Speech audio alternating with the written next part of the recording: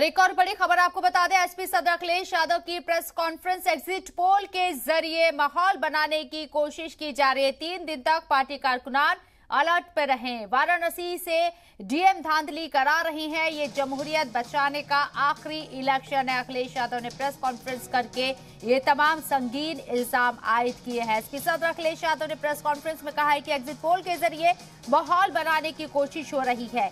3 दिन तक party कारकुनान alert रहे, पूरी मुस्तैदी के साथ नजर बनाए रखे हैं और जिस तरीके से वाराणसी से डीएम धांधली करा रहे हैं, इस बात का भी उन्होंने जिक्र किया है।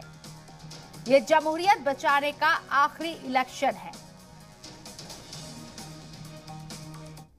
ये जितने कुछ एग्जिट पोल हुए हैं वो इसीलिए हुए हैं कि अगर वो चोरी भी करें तो शायद नजर ना आए। अब ईवीएम्स पकड़ी गई हैं, बहाना कोई ना कोई अधिकारी बताएंगे कि हम ईवीएम्स इसलिए ले जा रहे थे। आखिरकार फोर्स के साथ क्यों नहीं ईवीएम जा रही थी? ये तो ईवीएम की एक बनारस की जो अभी भी लाइव चल रहा है वो घटना है।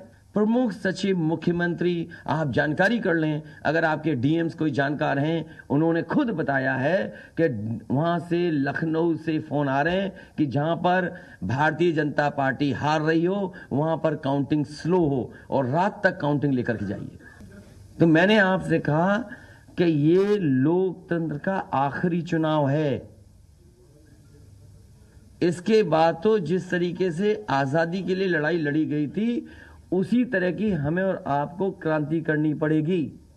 मैं तो अपने नौजवानों से अपील करूंगा कि जहां किसान इतने साल बैठे रहे तब सरकार झुकी, कम से कम 3 दिन लोकतंत्र के अखंड प्रहरी बनकर के ईवीएम्स को बचाएं और चुनाव को बचाएं।